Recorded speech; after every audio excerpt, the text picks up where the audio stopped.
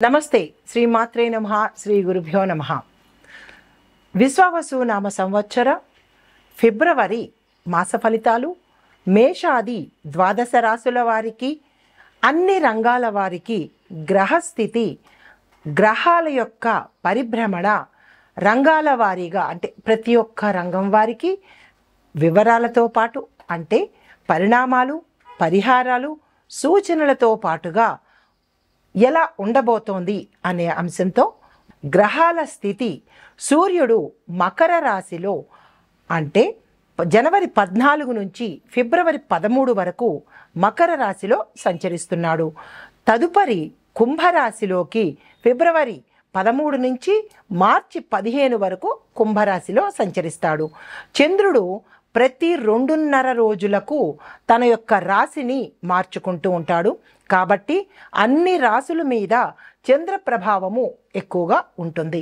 శుక్రుడు మీనరాశిలో, మంగళుడు కుంభరాశిలో, బుధుడు మకర రాశిలో, గురుడు మేషరాశిలో, శనీశ్వరుడు కుంభరాశిలో, రాహు మేషరాశిలో, కేతు తులారాశిలో, ఇలా గ్రహాలు తమ తమ యొక్క గ్రహస్థితులను మార్చుకుంటూ ఆయా రాశుల మీద వారి యొక్క ప్రభావాన్ని చూపిస్తూ ఉంటారు. ముందుగా సూర్యుడు మకర రాశిలో జనవరి 14 నుంచి ఫిబ్రవరి 13 వరకు సంచారం చేస్తాడు. తదుపరి కుంభరాశిలో ఫిబ్రవరి 14 నుంచి మార్చి 15 వరకు తన సంచారాన్ని చేస్తాడు. తర్వాత చంద్రుడు ప్రతి 2.5 రోజులకు ఒకసారి తన యొక్క రాశిని మారుతూ ఉంటాడు. కాబట్టి ఈ యొక్క చంద్రగ్రహ ఫలితాలు ప్రతి రాశి మీద తన యొక్క ప్రభావాన్ని చూపిస్తాడు.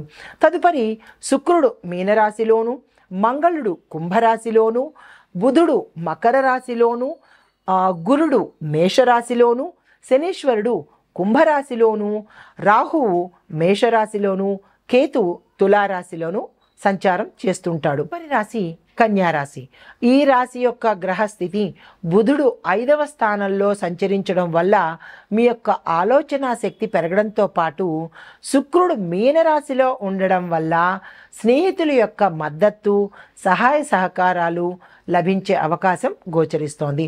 ఫలితాలు కనుక చూసినట్టయితే ఇందులో ఉండే విద్యార్థులు మంచి ప్రతిభను ప్రదర్శిస్తారు, పోటీ పరీక్షల్లో విజయాన్ని సాధిస్తారు, విదేశాలు వెళ్ళి చదువుకుంటారు, క్యాంపస్ ఇంటర్వ్యూస్లో సెలెక్ట్ అవుతారు. దీనితో పాటుగా కొన్ని డిపార్ట్మెంట్లో పనిచేసే వాళ్ళు అగ్రికల్చర్లో కానీ లేదా అంటే సైన్స్ టెక్నాలజీలో కానీ, మార్కెటింగ్ రంగంలో ఉండే విద్యార్థులు, డాక్టరు, లా, ఇంజనీరింగ్ విద్యార్థులకు విశేషమైన ఫలితాలు, విశేషమైన విజయాలు పొందే అవకాశం గోచరిస్తోంది. ఉద్యోగస్తులకు కొత్త అవకాశాలు అందుకుంటారు. నిరుద్యోగులకు మంచి ఉద్యోగ అవకాశాలు కనబడుతున్నాయి. దీనితో పాటుగా మీ యొక్క ప్రతిభకు గుర్తింపు కలిగి మీ పై యజమానులు హైప్ అండ్ ప్యాకేజీతో మీకు ప్యాకేజీ పెంచడంతో పాటు బదిలీలు ఇవ్వడంతో పాటు ప్రమోషన్స్ కూడా ఇచ్చే అవకాశము, శుభవార్తలు వినే అవకాశము గోచరిస్తోంది. కొంతమంది కొత్త కొత్త వాహనాలు కొనుక్కోవడము, భూమి ఇల్లు కొనుక్కునే అవకాశము, శుభకార్యాలు చేసే అవకాశము, తరువాత మీరు విదేశాలు వెళ్ళి అంటే ఇక్కడ ఇండియాలో పనిచేస్తున్న వాళ్ళు ఆల్ ఆఫ్ సడన్గా మీ యజమానులు మిమ్మల్ని విదేశాలకు పంపించే అంటే కంపెనీ తరపు నుంచి విదేశాలకు పంపించి అక్కడ ఉద్యోగం చేసే అవకాశము కొంతమంది ఉద్యోగస్తులకు గోచరిస్తోంది. శుభవార్తలు వినడం ద్వారా మీరు మనోల్లాసంతో ఉండబోతున్నారు. అయితే వ్యాపారస్తులకు లాభాలు వస్తాయి. కొన్ని వ్యాపారాలకు మాత్రము నష్టాలు వచ్చే అవకాశం ఉంది. అది పునఃపరిశీలన చేసుకోండి. ఎందువల్ల మీ తప్పిదం వల్లే అది అవకాశం కనపడుతోంది. జాగ్రత్తలు పాటించండి. భాగస్వామ్య వ్యాపారాలు కానీ లేదా పారిశ్రామిక రంగంలో ఉన్నవాళ్ళు, వాణిజ్య రంగంలో ఉన్నవారు, భాగస్వామ్య వ్యాపారాలు చేసేవారు జాగ్రత్తలు తీసుకొని మరీ కట్టుబాట్లతో అంటే గతంలో మీరు పొందిన అనుభవాలను దృష్టిలో పెట్టుకుని ఒప్పందాలు కుదుర్చుకున్నట్టయితే, నిర్భయంగా ట్రాన్స్పరెన్సీగా మీ యొక్క ఒప్పందాలు కుదుర్చుకున్నట్టయితే ఉత్తరోత్తర ఎటువంటి నష్టాలు కానీ లేదా మాట పట్టింపులు కానీ లేకుండా సజావుగా సాగే అవకాశం కనబడుతోంది. పెట్టుబడులు పెట్టాలి అని అనుకున్నా కానీ ఈ మాసంలో చాలా చక్కని అనువైన మాసము. ఆ దిశగా ప్రయత్నాలు చేసుకోండి. తరువాత కొన్ని వ్యాపారాలు మూసివేసే పరిస్థితి గోచరిస్తోంది. అది కూడా మీ యొక్క నిర్లక్ష్యం వల్లనో మీ యొక్క తప్పిదం వల్లనో జరిగే అవకాశం ఉంది.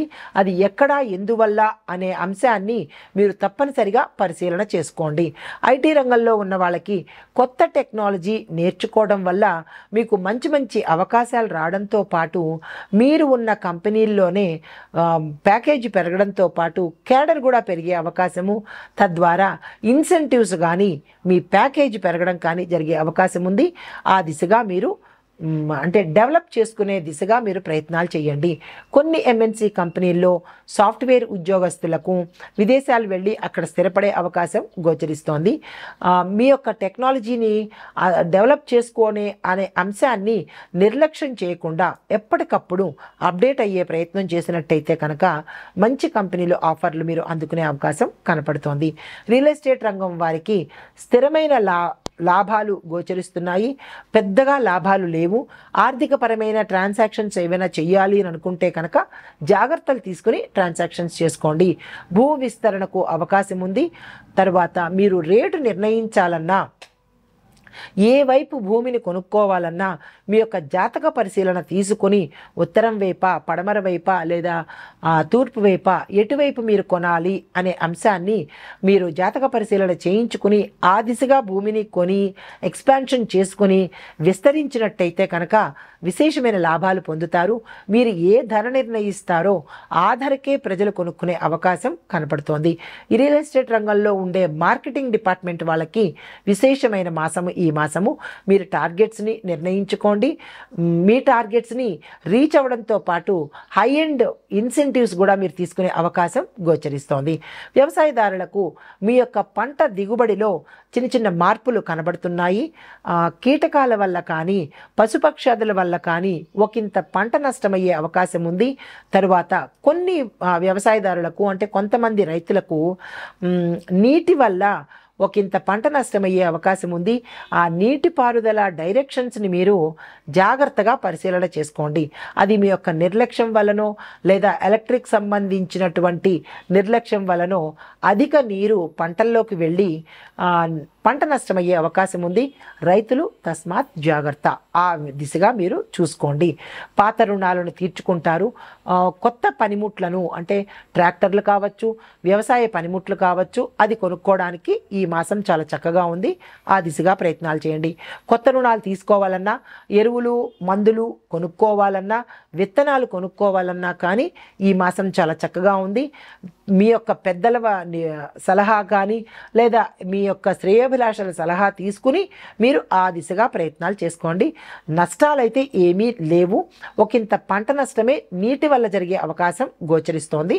జాగ్రత్తలు తీసుకోండి. స్త్రీలు కనుక చూసినట్టయితే కుటుంబ పరంగా మంచి శ్రేయస్సు కనబడుతోంది. అన్యోన్య వాతావరణము, శుభవార్తలు వింటారు. కోర్టుపరమైన లావాదేవీలు కూడా సెటిల్ అయ్యి ఆస్తులు కలిసి వచ్చే అవకాశం కనపడుతోంది. ఆరోగ్యపరంగా చాలా చక్కగా ఉంటారు. కుటుంబ పెద్దలతో ఆరోగ్యం కూడా మీకు మంచి మనశ్శాంతిని ఇస్తుంది. పిల్లల అభివృద్ధి కూడా మీకు చక్కని మనోల్లాసాన్ని ఇస్తుంది. దంపతుల మధ్య అన్యోన్య వాతావరణం ఉంటుంది. గతంలో ఏవైనా చిన్న చిన్న చిరుబురులు ఉంటే కనుక అవి కూడా తొలగిపోయి కుటుంబ వాతావరణం చాలా చక్కగా ఉండబోతోంది. ఈ రాశిలో ఉండే స్త్రీలు ఏ రంగంలో ఉన్నవారైనా ఒకంత ఆరోగ్యం పట్ల జాగ్రత్తలు తప్పనిసరిగా తీసుకోవాలి. మీ ఆరోగ్యం మీ చేతుల్లోనే ఉంది కాబట్టి నిర్లక్ష్యం అనేది చేయకండి. మీ యొక్క ఆ లైఫ్ స్టైల్ని, ఆహారపు అలవాట్లని తప్పనిసరిగా మార్చుకోండి. వ్యాయామానికి కానీ లేదా వాకింగ్కి కానీ ప్రయారిటీ ఇచ్చినట్టయితే కనుక గుండెకి సంబంధితవి కానీ, కొలెస్ట్రాల్కి సంబంధించిన విషయాలు కానీ లేదా ఊబకాయానికి సంబంధించిన అంశాలు కానీ మిమ్మల్ని బాధించే విషయంగా ఉండబోదు. కాబట్టి బద్ధకాన్ని వదిలి ఈ దిశగా మీరు ప్రయత్నాలు చేసుకోండి. రాజకీయ రంగంలో ఉన్నవారు చూసినట్టయితే కీలకమైన మార్పులు మీ పదవుల్లో జరిగే అవకాశం ఉంది. ప్రజల మద్దతు పొందుతారు. అధిష్టాన వర్గం వారి నుంచి పేరు ప్రఖ్యాతలు వస్తాయి. కొంతమందికి పదవులు నిలుస్తాయా లేదా అనే డోలాయమానంలో ఉంటారు. అది జాగ్రత్తగా పరిశీలన చేసుకోండి. ఎన్ఆర్ఐలకి కొత్త అవకాశాలు అందుకుంటారు. కొత్త కొత్త కంపెనీలు మారడం కానీ, లేదా కొత్త ప్రమోషన్స్తో అంటే మీరు ఉన్న స్టేజ్ నుంచి ఇంకొక స్టేజ్కి మారడం కానీ, ఇలాంటివన్నీ జరిగే అవకాశం కనపడుతోంది. తద్వారా మీకు ధనానికి సంబంధించినటువంటి ప్యాకేజ్ కానీ, హై ఎండ్ శాలరీ కానీ, డెవలప్మెంట్ కానీ కనపడుతోంది. తగు నిర్ణయాలు జాగ్రత్తగా తీసుకోండి. అయితే మీకు చెప్పదగిన పరిహారాలు అంటే ఈ రాశిలో ఉండే ప్రతి ఒక్కరికి ప్రతి బుధవారం నాడు గణపతి ఆలయానికి వెళ్ళి గరికమాలను సమర్పించి ఆయనకి ఇష్టమైన నైవేద్యాన్ని తప్పనిసరిగా తినిపించాలి. దానితో పాటు బుధవారం నాడు ఆకుకూరలని మీ యొక్క ఆహారంలో తప్పనిసరిగా ఏర్పాటు చేసుకోండి.